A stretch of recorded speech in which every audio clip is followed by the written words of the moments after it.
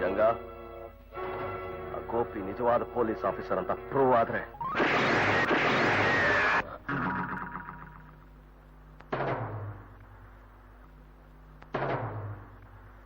ನಿನ್ನ ಹೆಸರೇನು? ಗೋಪಿ. ನಿಜ ಹೇಳು. ಗೋಪಿ. ಏನ್ ನಿನ್ನ ಹೆಸರು? ಗೋಪಿ. ಹೇಳ್ತೀಯ ಇಲ್ವೋ? ಗೋಪಿ.